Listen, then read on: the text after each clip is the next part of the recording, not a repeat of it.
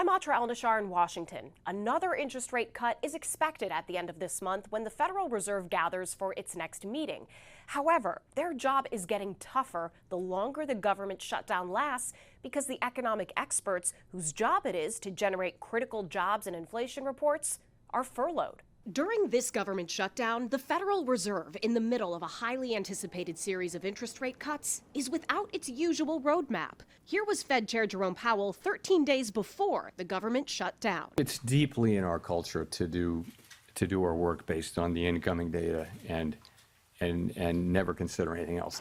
Ahead of the Fed's next decision on interest rates coming October 29th, they're without the bulk of the data needed to guide them on their dual mandate, maximum employment and price stability.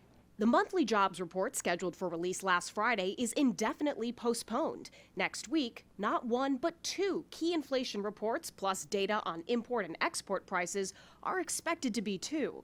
As time goes by, it will get worse. There's no question the best jobs data in the world come from the Bureau of Labor Statistics. We need that data. We want that data. It's going to get farther and farther from the truth. Even the private sector sources rely on the BLS data. Clarity on the state of the economy is vital. Newly released minutes from the Fed's September meeting reveal uncertainty among central bankers, who noted that progress toward the committee's 2% inflation objective has stalled this year as inflation readings increased and expressed concern that longer-term inflation expectations may rise if inflation does not return to its objective in a timely manner. J.P. Morgan Chase CEO Jamie Dimon sees it the same way. I'm a little more nervous about inflation not coming down like people expect. That might be a surprise. On the other hand, there's a lot of spending. There's a lot of government spending, which is inflationary too, by the way. Currently, the Fed is still widely expected to cut rates by a 1/4 percentage point at the end of the month, and then once more by the end of this year. Economists at J.P. Morgan predict that if the shutdown proves to be a long one, the lack of data could further muddy plans for additional cuts in 2026. In Washington, I'm Atra El-Nashar for the National News Desk, America's News Now. Shutdown stalemate continues as the Democrats continue to hold government funding hostage. A major inflection point will be when federal paychecks are supposed to go out next week if this shutdown continues.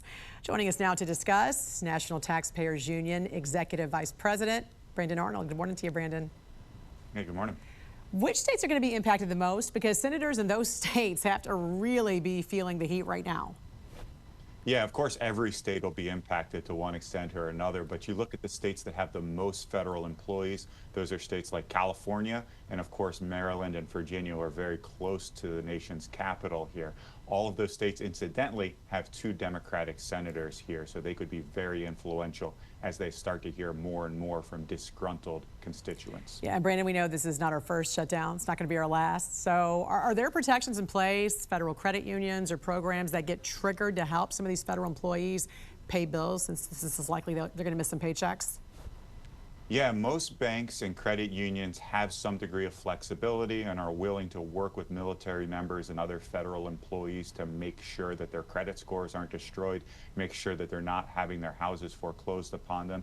And even some state and local governments, like here in Maryland, do have some assistance programs to make sure that this isn't as disruptive as it could be. Democrats, as you mentioned, holding government funding hostage, demanding $1 trillion in new spending, including extending those Obamacare subsidies, which, by the way, one of the most expensive laws ever enacted and has been a disaster since we know it is not affordable and has not helped our healthcare industry. Talk about the reasons. There's been talk of repealing it even for 15 years now. Yeah, I mean, Obamacare has been one of the most controversial laws in this country's history. It was promised, of course, that it would bend the cost curve down. That basically has not happened. We've seen medical costs escalate much faster than inflation, and it is the largest spending item in the federal budget right now when you look at our combined health care programs. So it's been an enormous cost, and by and large, it's been an enormous failure. And this effort right now to have these enhanced credits, we're not even talking about core Obamacare.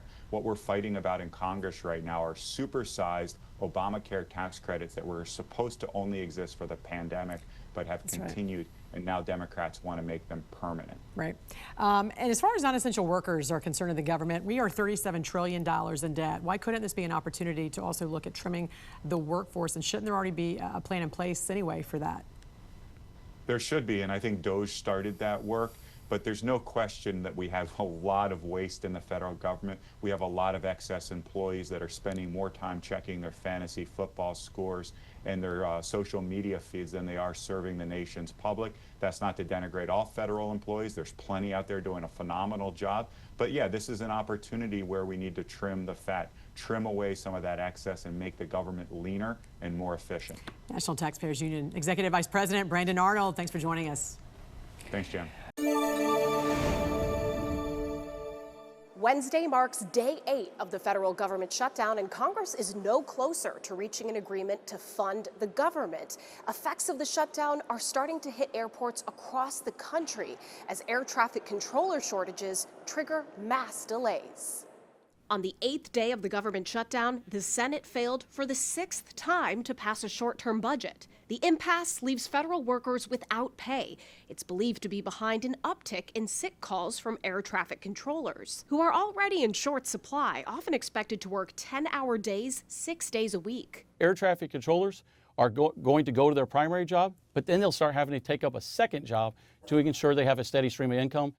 Next week, air traffic controllers will receive their last partial paycheck until the government reopens. Working during the shutdown as an air traffic controller is made even more stressful by the fact that about 2,000 of their support staff are furloughed, burdening their already strained resources. Unfortunately, this is the system that we have, critically understaffed with unreliable equipment. So understaffed at some facilities that it doesn't take more than a couple sick calls to stifle the entire operation. When there is a slowdown, a delay, or disruption in one part of the country, then there is a ripple effect, and it's going to affect the entire country. CEO of the Flight Safety Foundation, Dr. Hassan Shahidi, expects delays to get worse heading into this weekend and next week. I really hope that we don't get this dragging on into the holidays. That would be a disaster. And this shutdown? We've been here before. Ground stops and mass delays along the East Coast in 2019 helped pressure Congress and then President Trump to end the longest ever government shutdown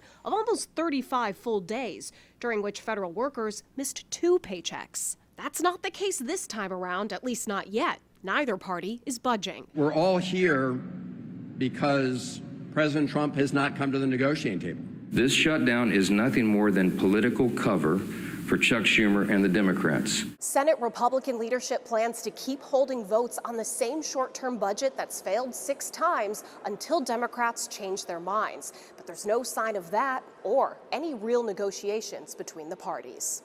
On Capitol Hill, I'm Atra El-Nashar. But I wanted to talk to them about what impact this shutdown has on their lives, on their ability to do their jobs. And so these air traffic controllers, they're critical infrastructure. They're critical to the operation of the federal government. So they're required to show up for work.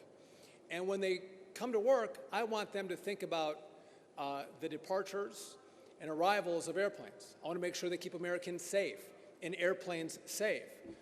But what the consistent message was from these controllers was they're not just now thinking about the airspace and the jobs they have to do in these towers or TRACONs or centers across the country. They're thinking about, am I going to get a paycheck? And their paychecks should come a week from tomorrow. And so now what they think about as they're controlling our airspace is, how am I going to pay my mortgage? How do I make my car payment? I have a couple kids at home. How do I put food on the table? I'm working 6 days a week. Do I have to take a second job and drive Uber when I'm already exhausted from doing a job that's already stressful, to think about how I can make extra money because the government may not provide me a paycheck? So in a job that's already stressful, this shutdown has put way more stress on our controllers at a time when they're already working on equipment from the 1960s, 1980s, 1990s. We asked them to do their jobs on equipment that has not been state-of-the-art. We asked them to do their jobs on old equipment and keep our airports operational at a time when they don't have the best equipment at their disposal. And so I wanted to hear them out. I wanted to hear their concerns and make sure that that those who shut the government down, I want to make sure that Chuck Schumer and Hakeem Jeffries know that this is not consequence-free. There are issues that arise throughout America that impact our everyday lives, that can impact our safety when you shut the government down. And again, up in the tower, these are great American patriots. They're American citizens who are serving the American people. And I think it begs the question, why? Why would Chuck Schumer want to shut the government down and focus on people who are not American citizens and their health care?